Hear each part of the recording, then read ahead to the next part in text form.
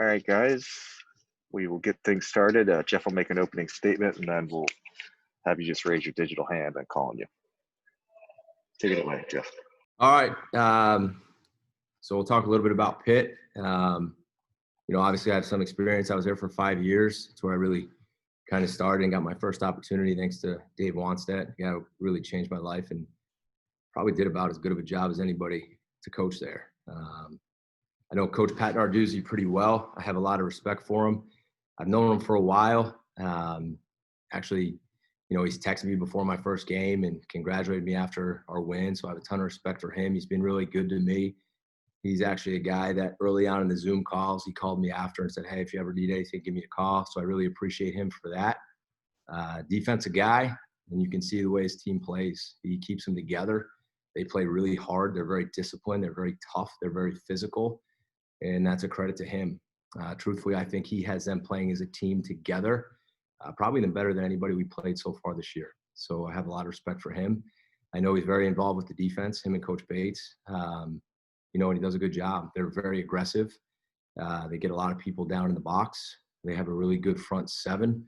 They rely heavily on their corners and safeties and coverage, and they have a ton of sacks. I know Charlie Partridge very well, their D-line coach. I think he's one of the best coaches in the entire country. I think he might be the best recruiter in the country. Truthfully, when he was a head coach at FAU, they're still playing off the talent that he recruited there. So I have a ton of respect for him and what he's done. And that will be a challenge on defense for us. On offense, Coach Whipple, a pro-style attack. I know Coach Whipple just from, him being around the NFL. He's done an incredible job with that quarterback, who I think is a really good player. The offensive line is really well coached, probably, play together better than any O-line we've played all year. Combination blocks, pass protection. They work really well together. You can see they're a very, very well-coached team. The wideouts are very dynamic. Number 3, number 7, number 11, number 18, all guys that can run. The freshman number 3 he's going to have a big-time career. I know number 7 transferred in. He's fast and physical, and then 22 the back, quick guy, can hit it. And then Coach Powell on special teams. You turn on the punt tape and watch him rush, and you turn on the PAT and watch how the effort they play with. It's a credit to him. Like I said, really solid football team that Coach Narduzzi's done a really good job. So we're excited for it. We respect them. And I'll take your questions. Start things off, Rich. Morning, Jeff. What's up, Rich? Just comment on having the second and third leading passes in the ACC on the same field. Just talk about that dynamic at Alumni Stadium. Yeah, it should be exciting. Like I said, their quarterback, he does a really good job with his feet. You can tell he's a tough kid too, Rich. Takes some shots, gets back up, and he's played a lot of football. I think the biggest difference is he started a lot of football games, and that certainly helps. I think Phil will be excited. He's a Pittsburgh guy, and you got 2 really good players.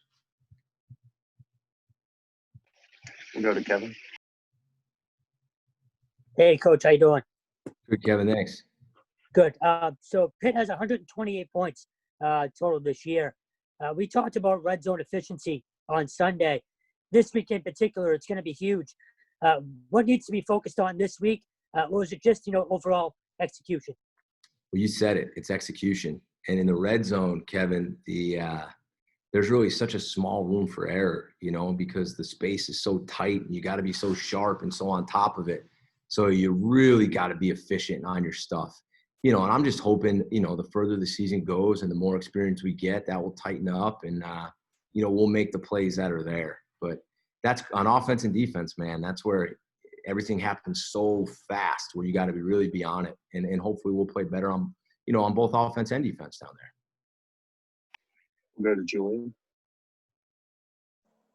What's going on, Jeff? Hey, Julian.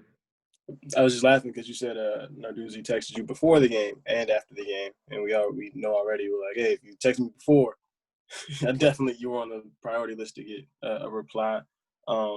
Is it possible? Can you share a little bit of what he said, or was it just kind of like a hey, good luck kind of thing?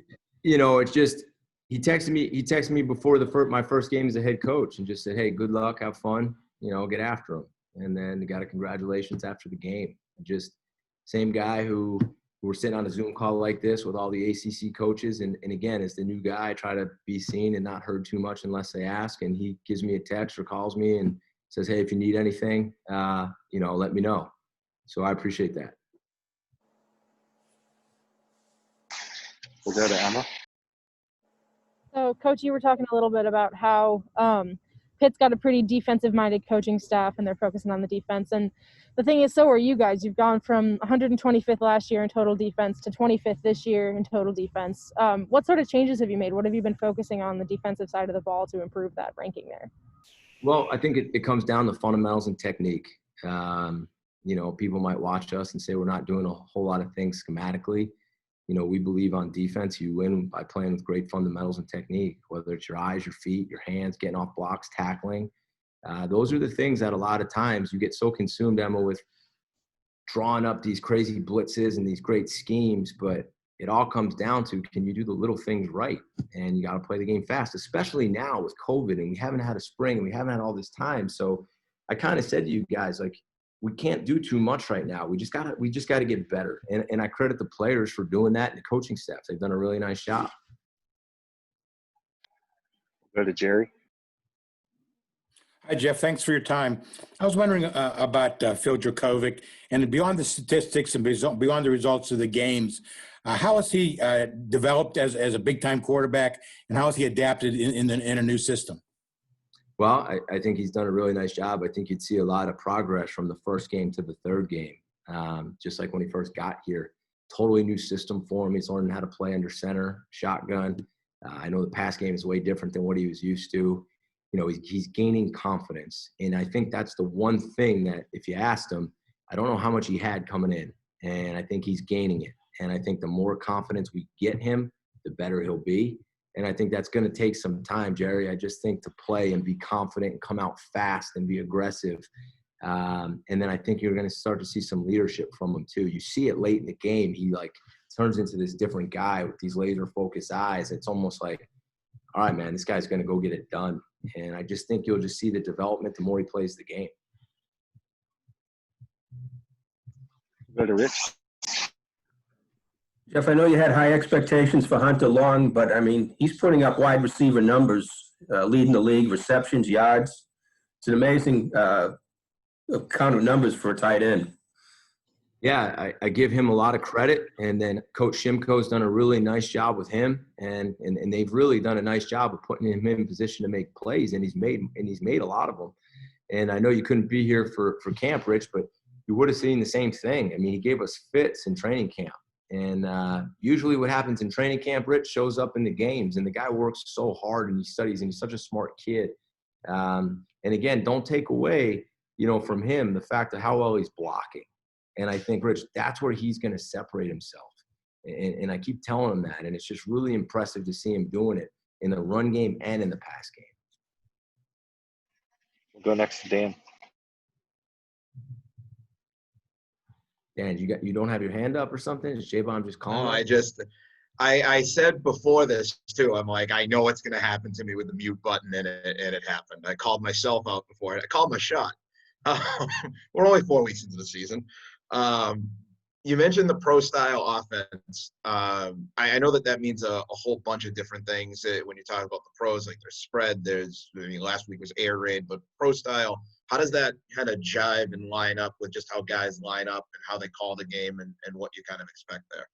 Yeah, maybe that was a bad term I used, Dan, because right now you're right. What does pro style even mean anymore? I just see a lot of pro element from, my past and stuff that he's done. Stuff kind of jumps off the tape, some route concepts, some of the run game. I kind of smile and say, hey, I haven't seen that in a while. That's a good one. I think he's got a really good scheme. He's got great experience. You'll see him line up in all different personnel groups.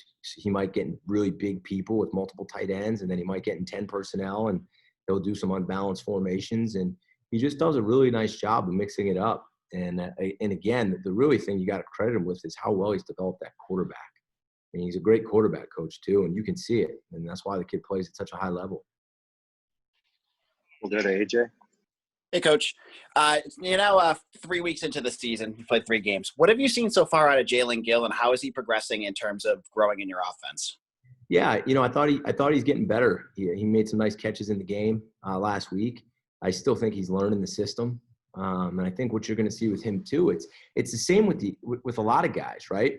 We're just so young still in both sides of the ball in our systems that the more these guys know it and really know it, where they don't have to think, the faster they're going to play. And I think hopefully you'll continue to see a guy like him look faster and faster and faster. And then ultimately we're going to move him around and do different things with him. But like I said to you earlier, we just want to make sure that, he's lining up and giving him a fair chance to play hard. Trevor. Hey, Jeff, you've spoken about it a little bit already, but just more about David Bailey. I'm sure you expected more carries than he's gotten so far, just only 15 in the last 2 games. So just how is he handling that mentally and physically just to make sure he's ready when he is called? Yeah, that's a good question. I actually had a great conversation with him. Team guy, and I told him his time's going to come. I mean, I know we threw the ball felt like 90 times last game, but there's going to be a time when he's going to get it 30 times, and we're going to need him. And I told him the best thing I saw in that game was that run he had. He looked violent, he looked fast, he looked downhill, and I was fired up. And I saw a look in his eye in the huddle that I loved, and his time's going to come. And I just told him, just be patient, keep being a great teammate, and I appreciate it. I love coaching him. Go to Julian. On the same note, there's been a lot of excitement about Pat Gargano around here for a little while, but can you just talk about the contributions he was able to make a few days ago, and then sort of how you see him being used going forward? Yeah, I think he gives you a guy who can spread out and catch the ball out of the backfield, line up as a wide out. He's good in pass protection on third down, and then he's certainly been good in the run game. He's had some bumps and bruises. We got to make sure he's 100% healthy, and he's another guy. Again, don't get caught up that we're a team that's just throwing the football. You're going to see some numbers here where all of a sudden you're going to look and you're saying, why didn't you pass the ball more? So I think he's going to have his time here too. We'll go to Dan. Coach, I was just looking up the stat numbers there from Pitt, their defensive stats, where they only give up 3 yards per play. They hold teams pretty well off the scoreboard. Do you ever look at something like that or look at their performances and see things that you can adapt into your team from their scheme and say, oh, that might work for us, or see something that they might do in the film that you can use? Yeah, I do. And usually, honestly, it's later in the week. And you can tell when you guys talk to me, I usually can tell you every single number of every player on offense. And then when I get to defense, it's kind of a little bit harder because I spend more time early in the week watching the offense because obviously I'm a defensive guy. So usually later in the week, I'll start to watch. And if I see something I like, I write it down. And if it fits within our scheme, sure. I got no problem stealing good ideas. They're good defensive coaches. But that's why, in case you're wondering, no disrespect. I know 14 and 15 are their corners and 17 and 91 are their defensive ends, but I got to spend some more time watching the other side too. Go back to Julian. Just a couple of questions about Hunter too. Just coming into the season when you talked to him and got to know him, was there a sense that he kind of knew how good tight ends had been for a while here and wanted to be, or if he already obviously was, sort of in that same lineage? And then also, how does his role change a little bit? Because, the last couple of years, tight ends have been on the field for 8,000 minutes at a time, blocking and running and bending in all these packages. And, it's not quite the same as it might have been just with the tempo they played with and the responsibilities they had. Yeah, again, just speaking on behalf of this year, it's our job as coaches when you have a player like Hunter to use them. And, I think that's a sign of a good football coach. You realize the talent you have, and regardless of what your system is, you put your kids in the best position to make plays. And I think that's what our offensive staff and Coach Signetti and Coach Shimko have done with Hunter. And like I know Rich said, it's like he's a wide receiver sometimes. Well, you know what? He has a wide receiver skill set. So we're going to do that. And then there's going to be times when we line up in big people and he has to block. So when you see that in training camp like we did, if we didn't do that stuff with him, then we'd be doing an injustice to the kid as far as using his talent. And we'll wrap things up with Jerry. Hey, Jeff, if you could, could you talk a little bit about the process of bringing Phil to Boston College and the procedures involved, and whether he contacted you after he went into the portal and how that all went on? Yeah, well, it was something we were looking for quarterbacks, Jerry, and when he entered the portal, I believe it was Coach Signetti who came up to me first and said, "We got to watch this kid," and we did. We watched his high school tape, which was really, really good, and we watched some of his clips that he played at Notre Dame, and we quickly got in touch with him and his coach, and then we had him up on an official visit. My first official visit as a head coach. I actually went to the airport myself, walked in and got him and his family. I was all fired up to see how big he was. Great family. Mom and dad were awesome. Brother and sister, just great people. Had dinner, spent a lot of time together. Him and Coach Signetti watched a ton of film together. Just sat in my office and talked and got to know him. And I felt really confident after the visit that we'd get him. And shoot, I think he was here like 3 days later, Jerry. And I've just really enjoyed him ever since. I hope that's what you're looking for there. Yeah, it is. Did you have much competition? Yeah, he did have competition. We got Grossell, and we had Sam Johnson, and we got Dalen, and we got a bunch of guys who had played, and Dennis was our starting quarterback last year, and we did have a competition, and Phil kind of took the lead and didn't look back. What about competition from other schools when he was training? Oh, sorry. My fault. No, that's all right, Jerry. I'm tired today, man. Truthfully, we never talked about the competition, Jerry. He literally came up on the official visit the first weekend he could actually go on an official visit, and we got him. And I didn't ask him, are you talking to this school? I'm sure schools were talking to him. I mean, you're talking about one of the best quarterbacks in the country coming out of high school. Anybody who needed a quarterback should have been calling the kid. I mean, look at how big he is. He can run. He's got a strong arm, and he's an awesome kid.